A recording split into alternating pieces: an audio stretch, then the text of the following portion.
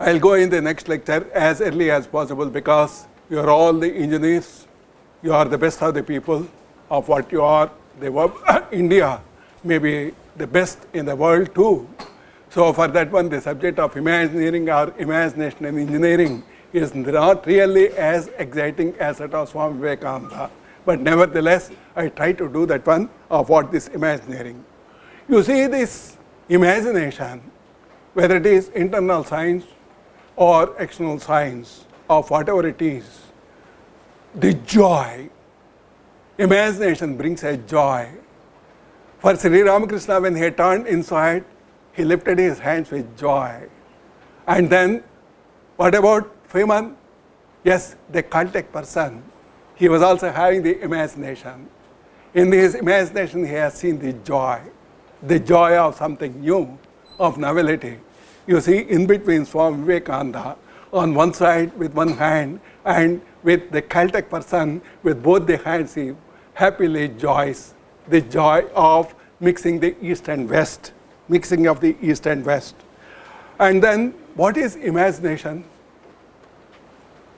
For young people, the imagination is something different. For a middle-aged man, the imagination is something different in life. For the old man, the imagination is something different. For a child, the imagination is something different. But imagination is imagination, whatever it is. What is that imagination? Imagination is the one, what this eyes, it is beyond the eyes that what it can see. It is beyond the ears that what it can hear. It is beyond the mind of not what conventional mind says. That is imagination. And whatever the science, whatever the engineering that you do and all the other thing, with the given senses, with the given mind that what you are doing, logically. But with this mind, with these senses, this is the type of science that what you get. But people sometimes, they go out of the box, go out of the eyes, ears of the ears, mind of the mind, and then comes the imagination. When that imagination comes, the joy comes, the new thing comes. And you see, this imagination, the other word, common word, is also intuition. Intuition, many of the people, they don't know about that one. But intuition, imagination, they are not identical, but they are very close to each other, very close to each other. Nowadays, this medical intuition is there, strategic intuition is there, and then intuition in every field, it has penetrated. That is what is happening for the imagination. So Vivekananda, he says, if you read the literature, what is the thing that makes a man different from one man, from the other man? What is the difference between the two? The difference is that the amount of the Shraddha coupled with the type of imagination what they make, that makes one man different from the other man. It is all nothing but other than that one. So everyone is having. So imagination is one of the most fundamental thing which is aspecting. Whether this imagination, the truth, imagination, it goes to creativity. Intuition, it gives the truth. Whether it was existing before the science was existing, yes, you go back to the Surya Siddhanta. In Surya Siddhanta, the Maya, he says, in this Maya, I close my eyes and meditate on the heavens. When I meditate on the heavens, they reveal the truth for me. So imagination, intuition, it reveals the truth. For Swami Vivekananda, when he left the logic, reason and all the other thing, for which he was very famous for many of the social things and all the other thing, with intuitive mind, he has got the creativity. That creative mind, the ancient or Indians have got, that what Surya Siddhanta, that what it says, through keenly developed intuition, everything can be known. So Swami Vivekananda, he has not gone anything out of the railway track. He is perfectly on the science of the mind, that science of Raja Yoga of what he has done. So intuition is one of the faculty of what Raja Yoga it brings, and then are there great scientists based on imagination, intuition. Yes, you have the people here, all of you know well, J.C. Bose. S.N. Bose. J.C. Bose, what he said, between the animate and inanimate, there is no difference at all. And people, they laughed at him. Finally, FRS they had to give, saying that, yes, what you said is correct. It is, whether he got any instrument at that time? No. Out of the intuitive mind, he said, animate, inanimate are one and the same.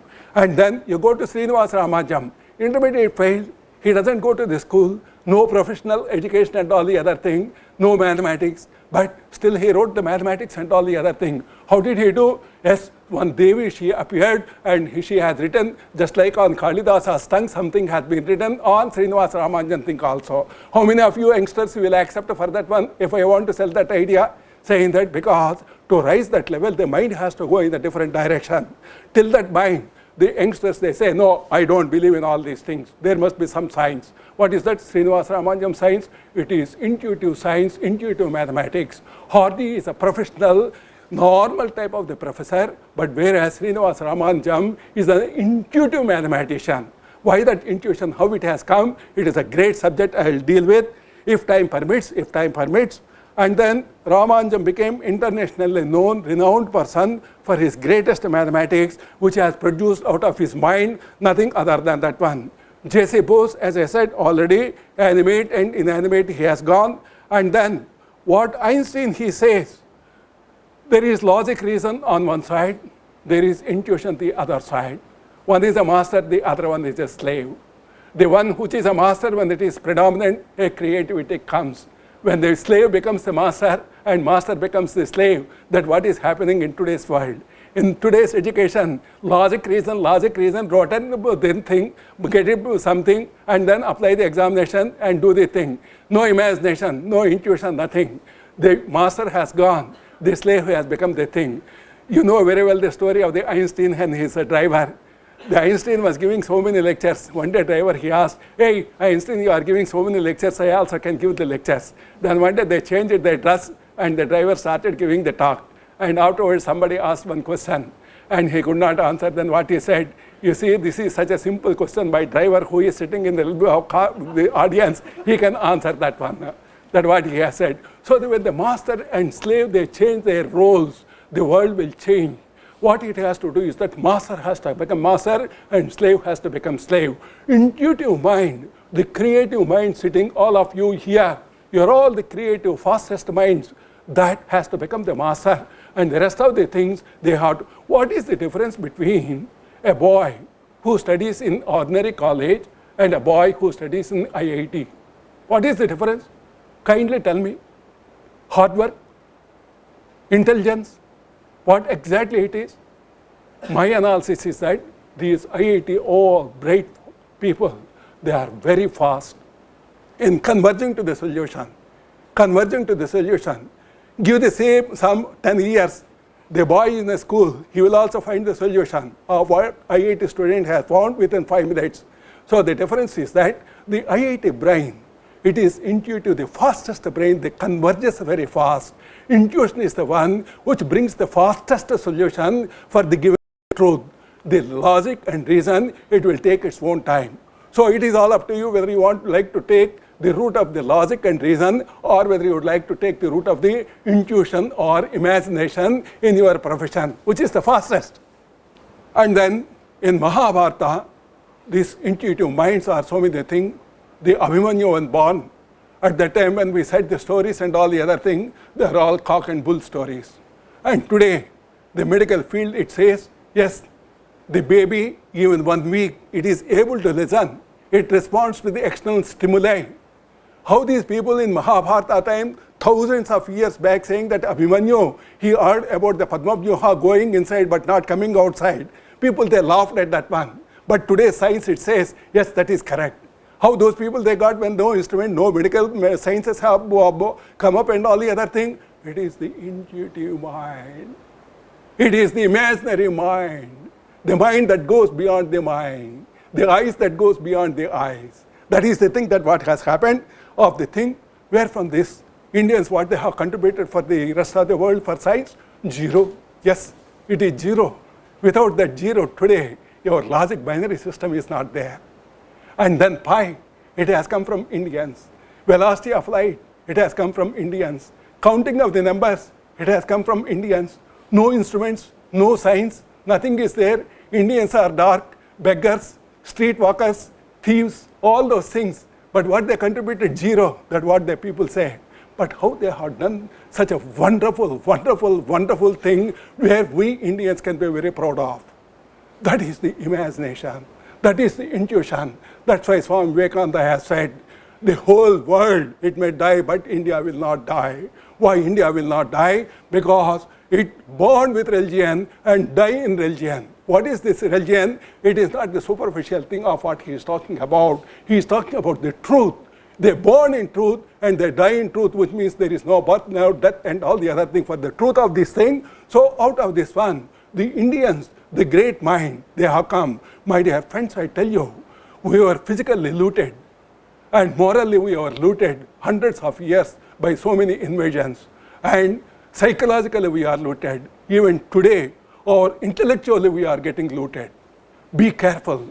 If we are looted physically, mentally, intellectually, and spiritually also we are looted, then we are going to become really beggars. It is the time the IITians, friends like you, rise up, stand on your legs, follow, take the barrier of Swami Vivekananda, ignite your minds for that imagination, that intuition, that highest knowledge, and bring the glory back.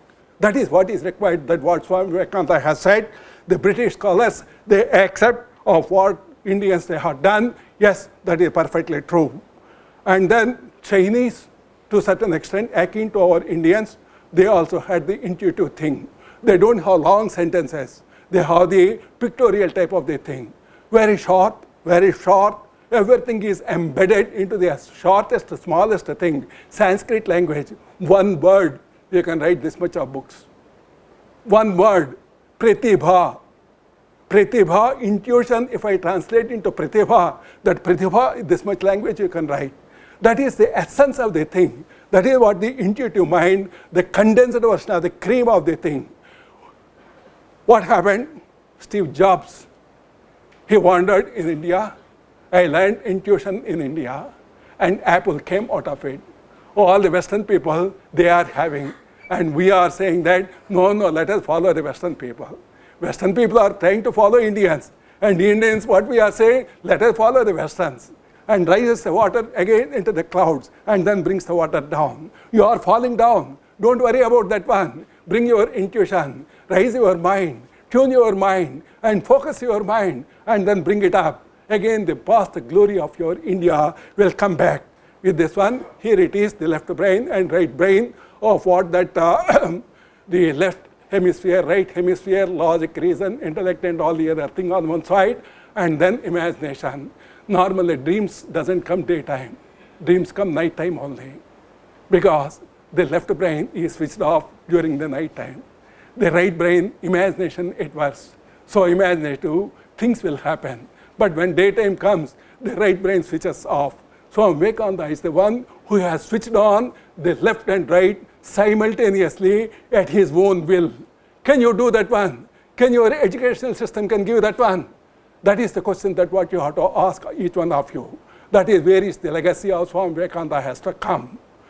And then this is the steps that what it has raised of saying that law, instinct, any animals, they can have the instinct. Logic and reason, everybody has got that one. And intuition, the people have that, but they don't sharpen that one. To have that one, what is the thing required? The most essential thing is purity, purity, purity, purity. Without that purity, just closing the eyes, I am doing the meditation. Sri Ramakrishna, he says, I saw some people meditating. They are like monkeys, because by closing their eyes, they must be thinking something else. That's what Sri Ramakrishna says. So most of the meditations that what we do is that, but the real type of the meditation that what we do, the intuition comes. And when intuition comes, what will happen? Things do not change, we change. The way we look for the equation of the law will change. Things does not change at all. They will remain as it is. The whole earth will remain the same, but we change. Our mind becomes sharp. When mind becomes sharp, the way we look at the earth will change. The way we see the solutions will be different. So now, in 2012, US Navy program are using the intuition. Why this intuition? Why this intuition? My dear friends, can you kindly tell me, can I slip over 10-15 minutes beyond for some time? Yes. No problem? Yes. No problem. Yep. So what are you are saying, Murthy, if you have a problem, we don't mind, but we don't have a problem, you are saying. No, not like that. I'm very happy. I'm very happy. So what is this intuition and strategic intuition? Obama has come. Iraq war has come.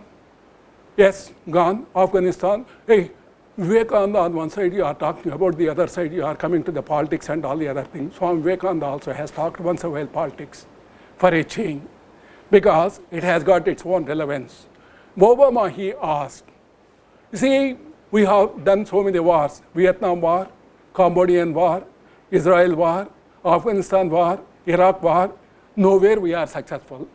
But we have the highest money in the world, and we have the highest intellectuals. If not, we can bring all the IIT students to US. All the intellectualism will also come to America. So I'll bring all those people. Then why we are losing the wars? Why? It is a question. Sir, why you are asking this question? I am asking question two ways. One is why we are losing. The other one is India never lost a war. On India, Portuguese people came, British people came, Iraq people, so many of colonies they came. They won. But India has lost the war. India has not lost its religious base or its own tenets. It has not lost. Nobody could win India. Nobody could win India. You know the story of the Napoleon and that yogi. That yogi having all the things. And Napoleon, he wanted to take him away. But he refused to go. I will shoot you. Then this man, yogi, he said calmly, whom you are going to shoot? How you will kill? You cannot. That is, I am Indian. I am an Indian. So India never lost a war and America never won a war. Under these conditions, what is the reason? India beggars, India cows, unhygienic. Swine flu has affected the whole world, but India, it has not affected the whole world, India. That is the beauty of India.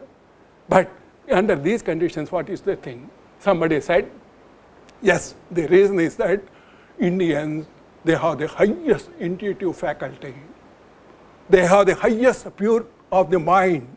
May not be all, but few souls. The essence, condensed ones, yes, they have the thing. They can foresee. For how many years? One Vivekananda, he came and revived for the next 1500 years of this Hinduism. India will not die starved of Hinduism for the next 1,500 years. That is the beauty of India. But whereas in the West, we don't have that one. We go by logic, reason, calculations, money, buildings, and all the other things, so we are losing. So Indian Navy, this US Navy, program study how troops use the intuition. Now strategic intuition, an institution has been created. I would request IIT Kanpur faculty to start an intuition, a small wing over here for the Vivekananda Samiti children at least, to start with. How this intuitive faculty can be raised. So that let us revive back once again. That is what Americans are doing. And then every year Nobel Prizes they come. Somebody has done a doctorate. How you are getting Nobel Prizes? What is the secret of the thing? This man, he has done the thesis for the last 30 years. They surveyed, in that survey what they said is that 75% of the Nobel laureates, they said, when we were working at all, flash of a thing has come, crossed my mind, that changed the course of my direction of pursuing of the problem. So that has changed, which means intuition plays a vital role in scientific discoveries. If intuition and imagination is playing a critical role, why we are giving it up? That is the question mark. That is the question mark.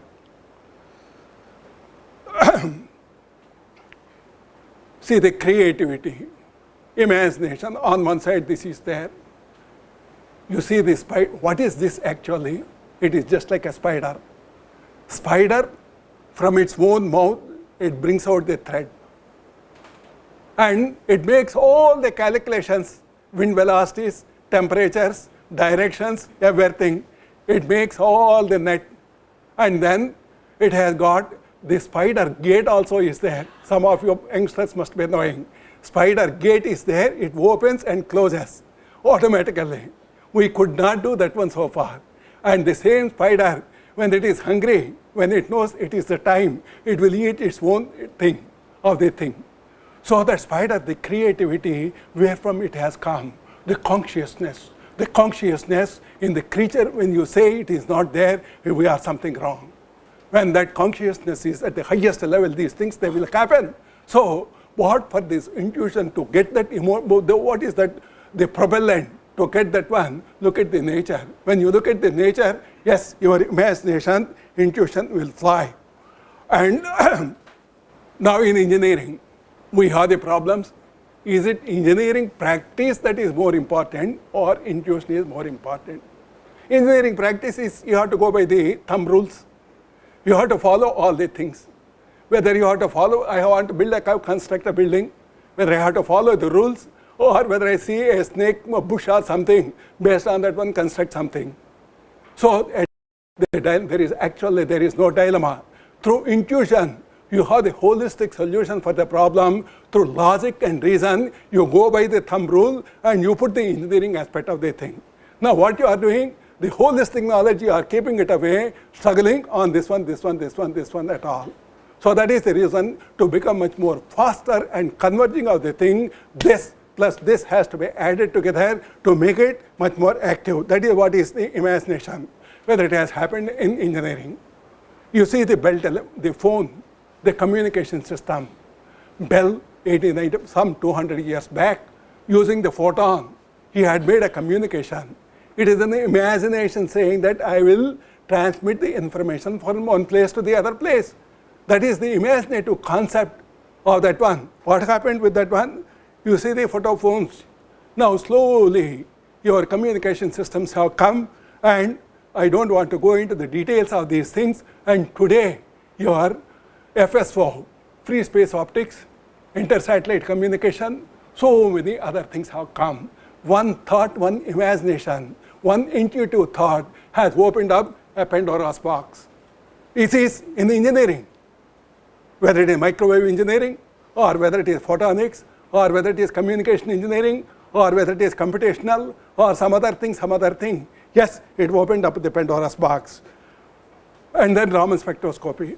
Raman just saw a simple thing of stroboscope in his hand. The sky and water are appearing blue. One imagination has come saying that when energy go and hit on that one, it carries the information from the matter. One concept, one imagination. Today, from deep space to that of the deep sea, Raman spectroscopy is there. You cannot find any branch of the subject without Raman spectroscopy. You want to go to Mars? Yes, Raman spectrometer has to go. You want to go deep into the sea? Yes, Raman spectroscopy. You want surgery? Yes, Raman spectroscopy. So each and everything, one simple thought, one simple concept, one simple imagination, intuitive mind, it opens the Pandora's box. This is the third example I tell you. Arthur Clarke, he was an engineer. Army he was working. He could not communicate with his friends about the army. And then he came back. He was worried. Then one day he said, I'll write a book, leave my imagination and leave it. And then he wrote, what is that? Space Odyssey. He came to India and finally settled in Sri Lanka, Arthur Clarke. After Space Odyssey, in 1953, he has written an imaginatory Space Odyssey. That imagination, Sputnik has come from Russians, and then the Americans, the satellites. Today there are thousands of satellites are there, and there is Arthur Clarke orbit is there. Arthur Clarke orbit. So one simple imagination, one simple intuitive thought, it opens a Pandora's box of billions of dollars business, of billions of lives being changed. That is what is the imagination, the power of imagination. It happened in the case of Sarabhai too. He had a dream. What is the dream? Somebody asked, hey Sarabhai, all Western people are saying we are all poor. Can we afford space science? He said, Indians are second to none in the world. What others can do, Indians can do. But I tell one more thing, what others cannot do, India can do. That's what Sarabhai he has said.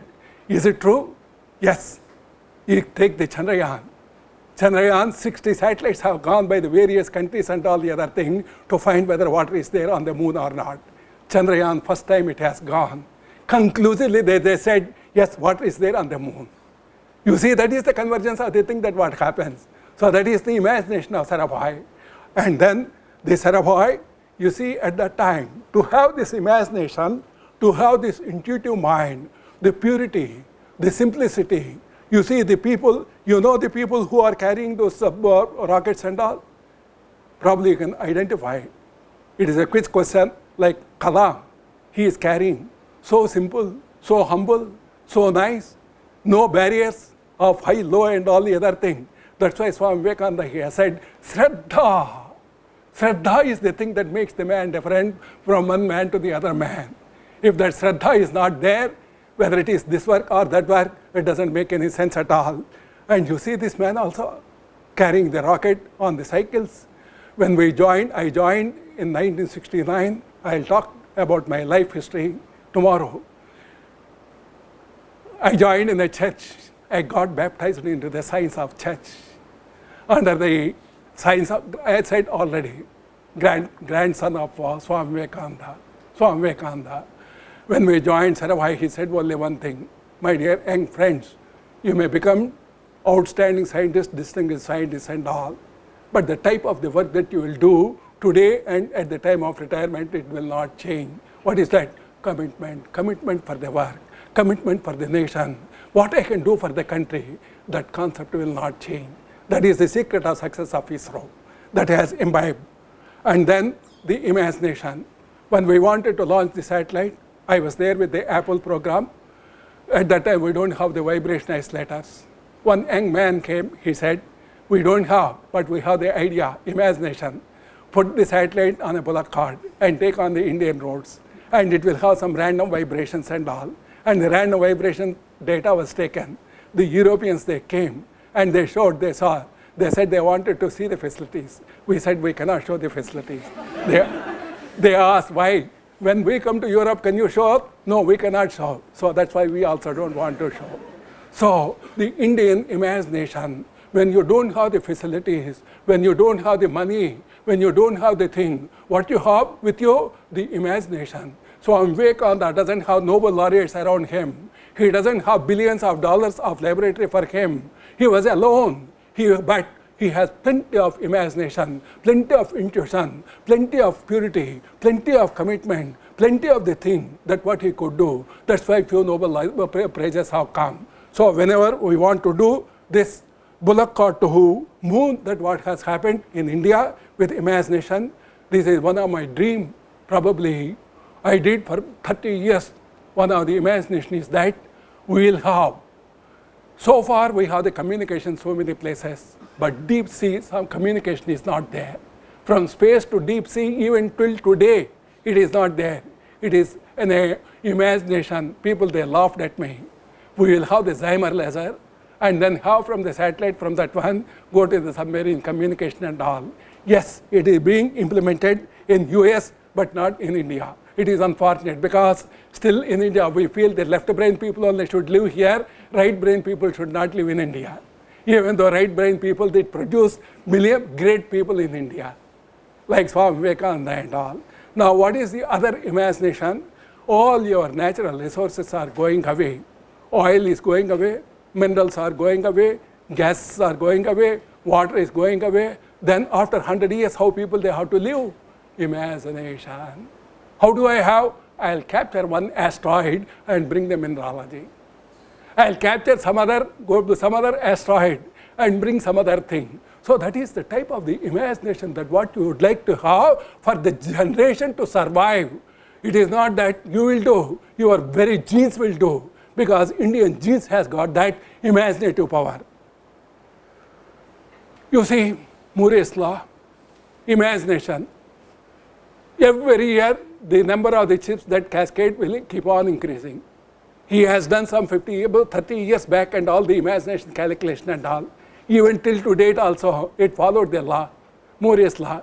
Suddenly somebody said, hey Moore, I was thinking that it is going to fail. So now the time has come, no more silicon, no more gallium arsenide, what you will do? Then all of a sudden, graphene, two-dimensional. When once two-dimensional thing has come, suddenly the collapse has come. Now the transistor number can increase. So the imaginative power, the intuitive power, the concept, it is a holistic concept. It will never fail. It will keep on. Yes, this is one more, the thing which has fetched the Nobel Prize. And then one more imagination. Imagination of who? The Feynman. Feynman. You see, it seems he used to go to some unwanted places in US. He is a very, very well-known man. Somebody asked him, you are a great Nobel laureate who refused the second time Nobel Prize. All of you know it very well, the story. When he was Nobel Prize was awarded, the Swiss, when he was sleeping, somebody said, hey, Feynman, you got a good news. What is that? Nobel? Hey, don't disturb my sleep. I am enjoying my sleep. So for him, the Nobel Prize doesn't make any sense at all. That man, he was going to striptease dances and all. Somebody asked him, why are you going? Such a great, famous man and all. You see, I go, but I don't see. My eyes are there, but my eyes are seeing something else. What it sees? Imagination, intuition. He had an imagination. Why can't manipulate materials atom by atom? Why can't control the synthesis of individual molecules? Why not we can write all human knowledge on the head of a pin? He was asking questions. And he asked on a tiny thing, can you make a motor? I'll give the Nobel Prize for that one. Yes, today the nanomaterials, the nanotechnology has come. The father of that nanotechnology is nothing but your Feynman, asking to write the encyclopedia on the tip of the pin, on the tip of the pin. But much more greater encyclopedia, Swami Vivekananda, on a single molecule of his brain. Yes, he could embed the whole universe. The whole universe. That is the beauty of that one. If I say that one, Murthy, you are a fanatic of Swami Vivekananda, so that's why you are recalling again and again Swami Vivekananda and saying he is such a great personality. But I will not leave you. I will go again and again say, IIT Kanpur children all unanimously said Swami Vivekananda is a scientist. So I will quote all of you. So now the nanomaterials and nanotechnology, they are encompassing in so many domains of what some small imagination of Feynman, how it has opened up the new dimensions, and in cosmetics, sports, clothes, food, everywhere, nanomaterials, nanodrugs, biomedical things, everything it is there. One simple idea. The second, one more recent concept that what is coming, soft matter engineering. The soft matter it is there, the software it is there, hardware it is there, but soft matter engineering is coming. Self-organizing systems, self-organization is one of the most important things. Out of that one, what it is going to come. For me, it is an imagination. You know this BSMEOMS? Can anybody imagine what it is? I'll give 1 minute. BSMOEMS. I'll give a clue, MEMS. I'll give clue, MOEMS. Oh yes, BS is there. Biological spot, micro, electro, opto-mechanical systems. That is the thing that what is going to happen after the self-organization that comes. That is one of the type of the thing. Probably already some work is going on, as you know it very well. But ultimately, you know, it is homunculus. What is this homunculus? Swami Vivekananda is a perfect master of this one. The eye can see what mind knows. We can see only what our mind knows. Our mind is closed. Right hand brain is closed. Only left brain mind knows. So we can see the solutions only with the left. So what the solutions that are going to come is out of that one. This is one of the greatest branch of science that is emerging out of that one. Why you are bringing that one? I am asking for some of you the fundamental questions. Here there may be bioscience technologists, biotechnology engineering people. I talked about the nanomaterials engineering. I talked about the electronics. I talked about the optics. I talked about some other thing. Now I am talking about the life. What is life? What is life? Can anybody define the life? What is life?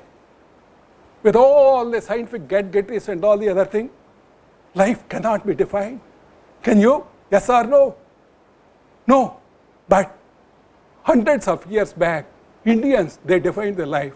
They explained scientifically. What is that? What they said? Brihadaranyaka Upanishad. Uddalaka and Swetaketu were there. Uddalaka, child of Swetaketu. He went and studied and came back. Uddalaka asked, my child, have you studied? Yes, I studied. Please tell. Whole thing, he started reciting that thing. Then beyond this one, I don't know. What is that? You said, you know. No, only this much my teacher told, so I know this one. Then he asked, Father, do you know? Yes, I will tell you. Then you do one thing. There is a banyan tree. Go and bring one seed from there. Yes, I brought this seed. Please open the seed. See inside. I opened the seed. Nothing is there. Then he said, please bring one more seed. I saw the seed. Yes. Now, on one side, the seed which is open, the other one which is not open. I'll put both the things into the soil. Which one will give the plant? The one which is not open. Oh, my dear son, just now only he said, when you open the seed, you don't find anything. But when you find nothing, out of nothing, how the tree will come? That is what is life. You see how the Indian mind, the imaginative mind, what cannot be seen can be seen. Then the same analogy he said, salt and water is there. My dear child, can you see salt and water? Yes, I do see. They are two different things. Please mix them together. Yes, I mix them. Now, where is salt? No, I cannot see salt. Do you say salt is not there? You just know only saw the salt. Now you are saying there is no salt. No, but you do one thing. Put your little finger and touch to your tongue. It will taste it. So science also, from objective system to that of the inference also it is going. Thousands of years back, our Indian ancient rishis, they have done the science of intuition, the science of imagination. That is what is life. That what they define. What about the latest scientists? There are nearly 350 definitions for the life. I was scanning the whole literature. What different scientists they have said about their life. 350 to 375 definitions are there. A, B, C, D, E, F, G, H, I, J, K. I told you in the very beginning, history, his story. Each scientist is telling his story. But the real story nobody is trying to tell.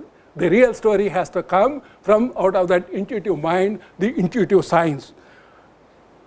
What it has got to do with that one, with the biotechnology, bioscience and all the other things. The Indians are great. On one side, you see Amarnath temple. Beautiful engineering.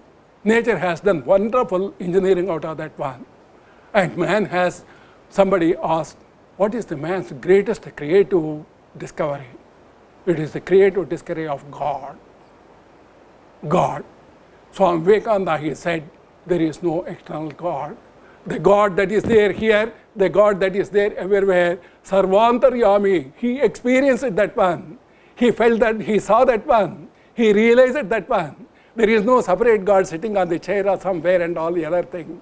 When millions of people, their minds, they go and put on that Amareswara, yes, it becomes Lord. So for engineering, when you put life, it becomes the divine. Now, what your 21st century science is doing, you have the robotics for the engineering. In that one, if you can inject into the artificial intelligence, then it is going to come as close to that of humanoid. Yes or no? Yes, it is the thing that what everyone would like to do. That is what the science is going to do. And then, on one side, putting life into the engineering. The other one is putting engineering into the life.